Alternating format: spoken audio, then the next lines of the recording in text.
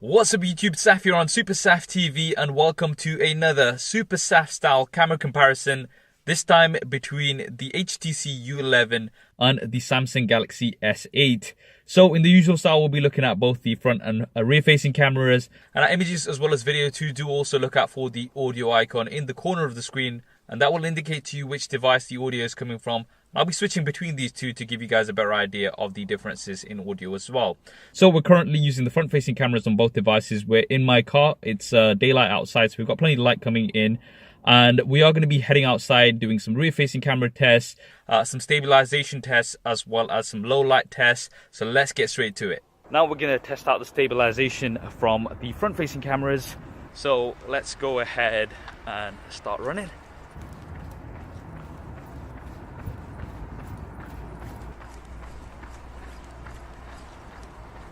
So now looking at the video from the rear-facing cameras, we're filming at 4K right now. And let's go ahead and take a bit of a walk at 4K so we can see what the stabilization is like at 4K. Now we've switched over to 1080p and we're gonna test out the stabilization. So a bit of a walk and let's turn that into a run.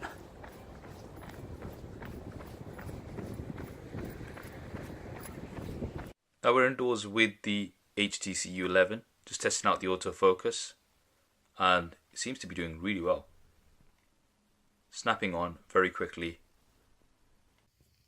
Now same lighting with the S8, also super duper fast.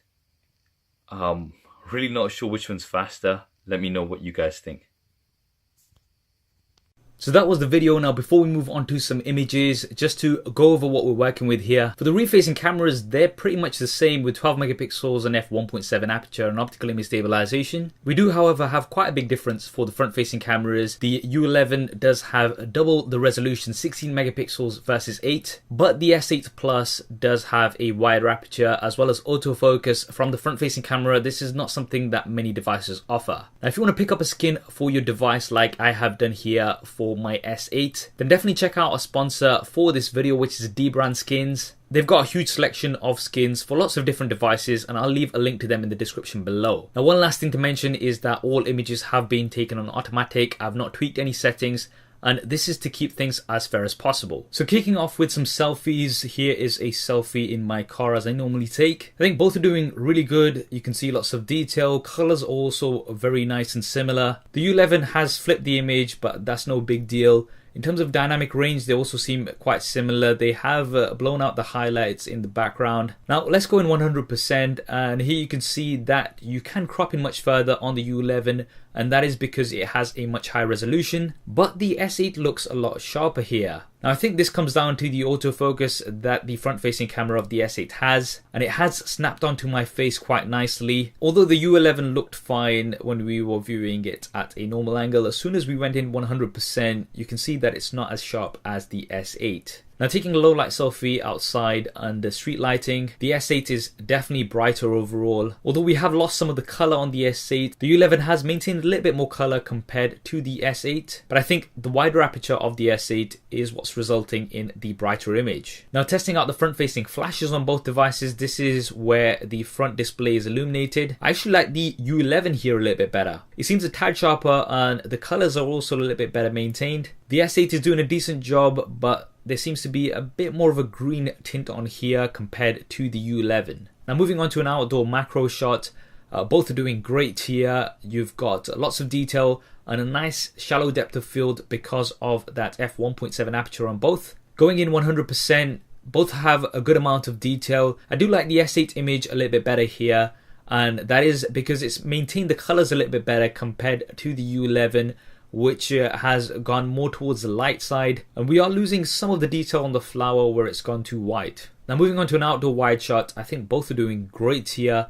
Lots of detail, very difficult to pick a winner here, but I do think the U11 has slightly better dynamic range. If you look towards the cloud, you can see that some more of those details have been maintained compared to the S8, but very, very close indeed. Testing out another outdoor wide shot, this time it's actually into the sunset, so bit more of a tricky situation here. Both are doing very similar. The S8 is a little bit more vibrant, And I think if we look closely towards the middle, then you can notice that the U11 has slightly better dynamic range compared to the S8 here. Now going on to low light, so this is an indoor low light shot. I think the S8 is doing better here. You've got a brighter image and it's also got less noise compared to that of the U11. Now to take the low light test further, went outdoors, and here both are actually doing really well. Now going on 100%, you can see that both are performing really well. The text is sharp here. I think that does go down to the optical image stabilization that both of them have. Slight differences in color. There is a bit of a green tint here on the U11, but nothing major in between them. I think both of them are performing really well in low light. Now finally, testing out the flash on both devices. I think both are doing very similar here. Slight differences in color, slightly warmer on the S8, slightly cooler on the U11.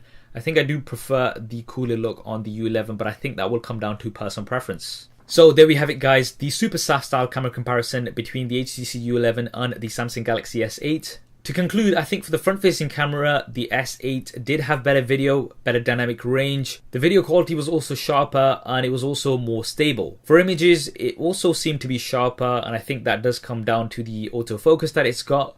But the HTC did have a high resolution, so you can crop in further on the HTC. Now for video from the rear facing camera, I think quality wise both were very good. I did find that the S8 was more stable however. For autofocus, I think they were very similar. It was difficult to tell them apart. Both were super fast. And for outdoor images also, I think both were very good. For the macro shot, I did prefer the S8. But for the wider shots, the HTC did seem to have better dynamic range. Now for low light, indoors the S8 did seem to perform better. But when we went outdoors, I think it was pretty much neck and neck with just slight differences in color. And finally for audio, I think the HTC did sound better overall. I had to listen a few times. You can go back and have a listen, but I think that 3D audio does definitely help the HTC. So overall, very, very close here. I think both have a very, very good cameras, some of the best out there. That's what I think anyway. What do you guys think? Definitely drop me a comment below and let me know your thoughts. If you want to see lots of images from lots of different devices, then give me a follow on Instagram. I'm at SuperSaf TV. I hope you enjoyed this video and found it useful. If you did, then please do hit that thumbs up button for me. It really does help me out. And if you haven't already, then be sure to subscribe and switch on notifications. There's lots more camera comparisons and tech videos coming up on here. Thanks for watching. This is Saf on SuperSaf TV, and I'll see you next time.